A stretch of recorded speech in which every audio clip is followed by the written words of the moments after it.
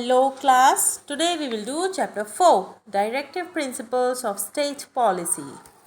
तो directive principles of state policy है क्या? ये बड़ी ही आसान भाषा में अगर मैं आपको बताऊं तो directive principles of state policy वो रूल्स, वो रेगुलेशंस, वो लॉज, वो गाइडलाइंस हैं जो हमारे संविधान में दी गई हैं हमारी सरकार को। किस तरीके से सरकार बननी है, किस तरीके से सरकार चलानी है, ये जितने भी आपको उसमें संविधान में मेंशन किया हुआ है ये है आपके directive principles of state policies. ये तो आपका हो गया एक बड़ा ही आम भाषा में इसका मतलब। अब हम इसको डिटेल में पढ़ेंगे इस चैप्टर में। Just as you have suggestions for your school administration to improve the functioning of the school, the framers of the Constitution of India prescribed certain guidelines to the future governments to ensure the smooth functioning of our country. These guidelines are known as the Directive Principles of State Policy. तो Directive Principles of State Policy वो guidelines हैं जो हमारे संविधान बनाने वालों ने एक सरकार को दी और उसमें आगे की सरकारों को भी वो गाइडलाइन फॉलो करने का नियम बनाया, जिससे कि हमारी जो देश है उसमें सरकारें अपना जो फंक्शनिंग है उसको स्मूथ कर पाएँ। Directive principles of state policy. When India attained independence, the biggest challenge before the framers of the Constitution of India was to ensure equality and well-being of all the citizens. तो जब हमारा देश आज़ाद हुआ तो जो लोग कॉन्स्टिट्यूशन बना रहे थे, संविधान बना रहे थे, उनके दिमाग में एक चीज़ थी कि हाँ भाई सबको बराबरी का अधिकार मिलना चाहिए और हमारे संविधान से सबका भला होना चाहिए, इंडिया का जो भी सिटीज़न है उसका भला होना चाहिए। They had already outlined the fundamental rights of the citizens. However, those could be brought into effect only when supplementation of appropriate policies. But if it was also not possible to bind the future governments with certain predefined policy decisions, thus they incorporated certain guidelines which could provide the basis of good governance while directing the government through the planning and development process in the country. तो इसीलिए बराबरी के लिए हमारे संविधान ने हमें कई सारे फंडामेंटल राइट्स दिए, हमें फंडामेंटल ड्यूटीज़ भी बताई कि हमें दूसरों के राइट्स बचाने के लिए भी क्या क्या करना चाहिए। इसके साथ साथ जो ज़रूरत थी वो थी हमारे जो स्टेट की गवर्नमेंट है, जो सेंट्रल गवर्नमेंट है, हमारी जो सरकारें हैं, उनके लिए भी एक गाइडलाइन बनाने की जिससे वो सिटीजन्स का भला कर पाएँ, अपने जो डिसीजंस हैं वो सिटीजन्स के हित में लें। इसके अलावा एक गुड गवर्नेंस के लिए भी प्रॉपर गाइडलाइंस की ज़रूरत होती है। These guidelines thus came to be known as the Directive Principles of State Policy. और ये सारी गाइडलाइंस को बोला गया Directive Principles of State Policy. It is contained in Part 4 of the Constitution of India. Although these guidelines are not enforceable by law, the government is expected to keep these points in mind while framing the policies. तो ऐसा नहीं है कि सरकार ऐसा नहीं करेगी तो उस पर केस हो जाएंगे या लॉ उसको ज़बरदस्ती इन चीज़ों को कराएगा। हालांकि ये गाइडलाइन है कि अच्छी सरकार को, एक सरकार को क्या क्या दिमाग में रखना चाहिए जब वो पॉलिसीज़ बनाए अपने सिटीजन्स के लिए। Aims and objectives. The fundamental objective of the directive principle is to establish a welfare state. It aims at doing so by promoting social, economic and political justice. पहले तो लोगों को समानता का अधिकार, इंसाफ मिलना चाहिए socially, economically. Raising the standard of living of the people by minimizing inequalities in income, status, opportunities and facilities. इसके अलावा अपने नागरिकों के जीने के स्तर को भी मेंटेन करने का काम भी सरकार का ही रहता है। ये सरकार की रिस्पॉन्सिबिलिटी है कि हर इंसान अच्छे से जिए, एक अच्छी ज़िंदगी जिए. Promoting international peace and security. इसके अलावा इंटरनेशनली शांति बना के रखना और अपने देश को बचा के रखने का काम भी सरकार का है. Now classification of the directive principles. The constitution of India does not prescribe any classification to the directive principles. However, on the basis of their content, they are classified into economic principles and Gandhian principles, along with other principles aimed at the protection of the environment and preservation of historical monuments and maintenance of cordial relations with other nations. तो इसके अंदर economic principles हैं और Gandhian principles हैं जिन्हें हम थोड़ा सा डिटेल में आगे पढ़ेंगे, आप देखिएगा। इसके अलावा कुछ इस टाइप के एम्स रखे गए गवर्नमेंट के लिए कि वो अपनी राष्ट्र धरोहर को संभाल के रखेंगे और अपने आसपास के देशों से दोस्ती के रिश्ते बनाकर रखेंगे। अब इकोनॉमिक प्रिंसिपल्स को देखते हैं। Aimed at establishing economic and social justice, they guide the government to provide adequate means of livelihood to all the citizens, along with assistance in case of unemployment, old age, sickness and other cases of undeserved want.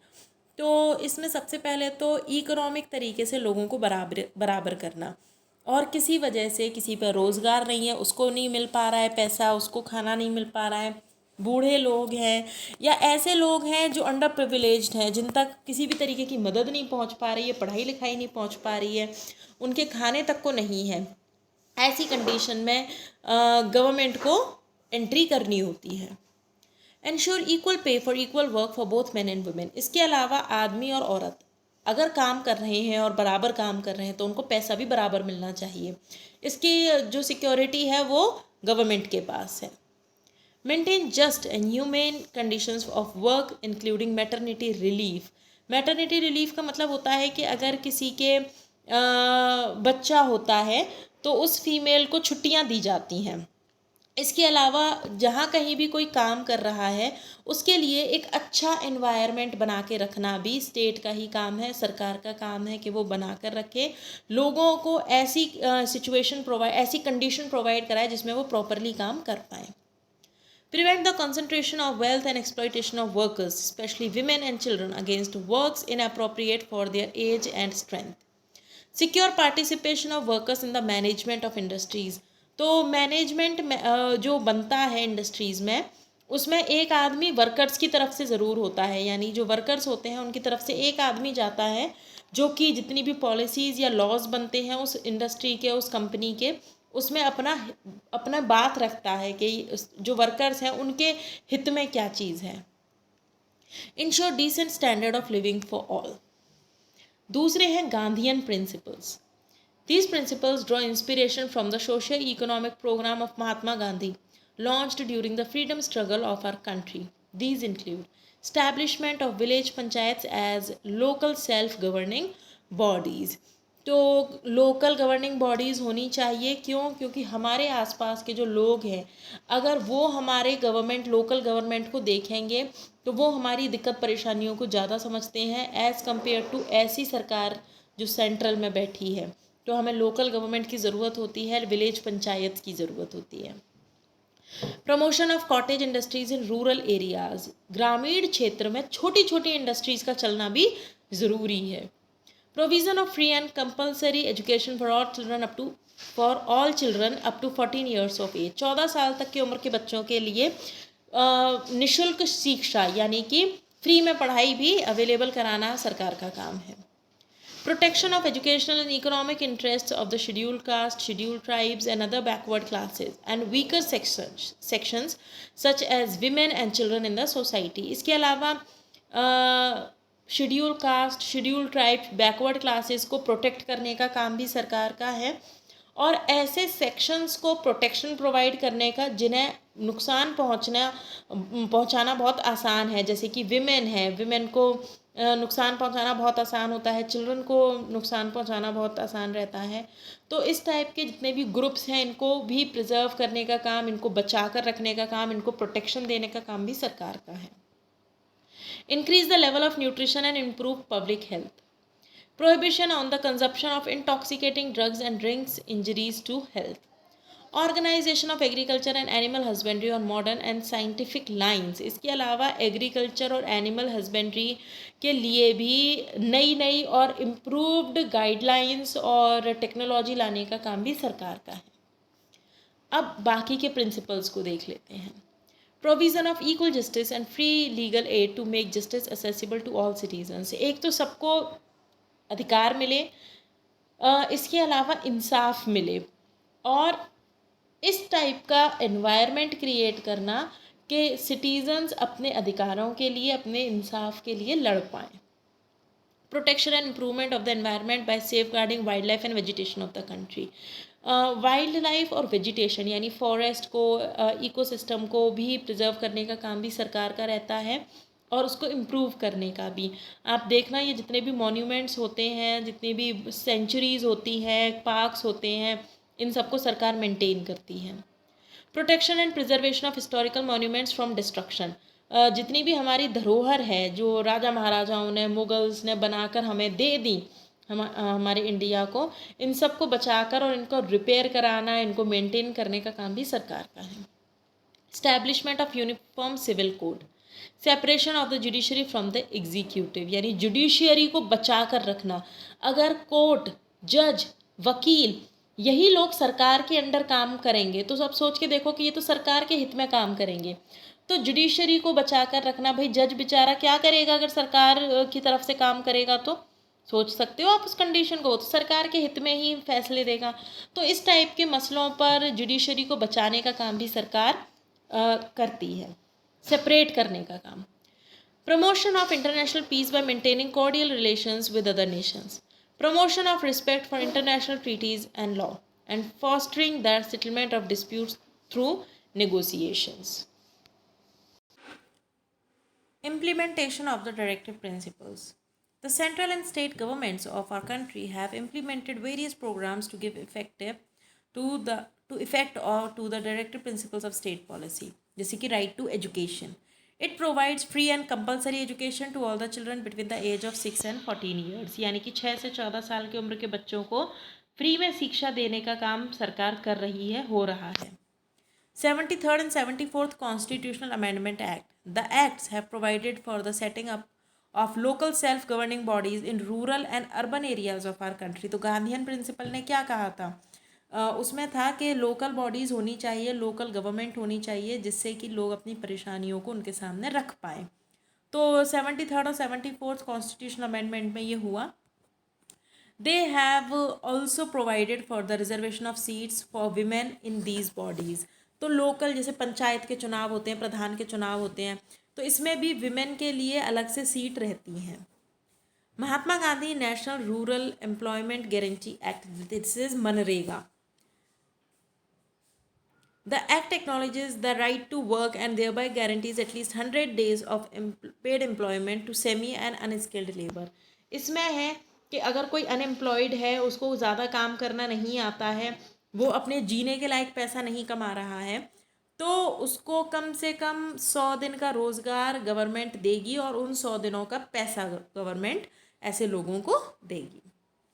The scheduled caste and tribes act, it strives to prevent exploitation of the scheduled castes and scheduled tribes. Scheduled caste और scheduled tribes को बचाने के लिए, यहाँ पर उनके शोषण को बचाने के लिए ये एक्ट लाया गया।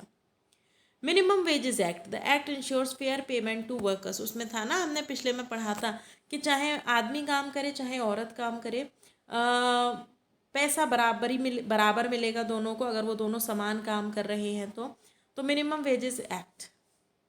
Equal Remuneration Act, it prevents gender-based discrimination in employment and provides for equal pay for equal work. Although the government has introduced various programs and schemes to give effect to the directive principles, a lot is yet to be achieved. बहुत सारे ऐसे schemes हैं, plans हैं जो government लाई है, पर अभी भी बहुत कुछ करने की ज़रूरत है। Thus, as conscious citizens, we should endeavor to not let the government overlook the directives of the Constitution of India and ensure the welfare of the people. अब एज अ सिटीज़न हमारा काम ये है कि हम इस चीज़ का ध्यान रखें कि जितने भी गाइडलाइन गवर्नमेंट को दी गई है वो उनको फॉलो कर रही है या नहीं कर रही है। Both the directive principles and fundamental rights are aimed at ensuring the welfare of all in the country. However, there are some dissimilarities between the two provisions. The directive principles direct the government to do certain things, whereas the fundamental rights direct the government to refrain from doing certain things. तो fundamental rights और directive principles में कई बार चीज़ें उलझ जाती हैं, ये बहुत सारे केसेस सामने आते हैं। वो उलझती ऐसे है कि फंडामेंटल राइट्स में गवर्नमेंट को कुछ काम करने से रोक दिया जाता है, तो डायरेक्टिव प्रिंसिपल्स में उन्हीं कामों को करने के लिए बोला जाता है. The directive principles are aimed at the welfare of the society at large, whereas the fundamental rights focus on the entitlements of the citizens as individual. जो आपके डायरेक्टिव प्रिंसिपल्स हैं वो एक बड़े एरिया, एक अच्छे पूरे देश को चलाने के लिए ज़रूरी है, जबकि फंडामेंटल राइट एक इंसान की बात करता है. फंडामेंटल राइट में मैं अपनी बात करूँगी, आप अपनी बात करेंगे, जबकि डायरेक्टिव प्रिंसिपल्स में उनको अपना पूरा एरिया, अपना पूरा स्टेट, अपना पूरा देश लेकर साथ में चलना है. The directive principles are not enforceable by law. The fundamental rights are enforceable by law.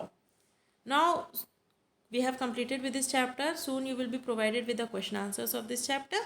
Till then, bye.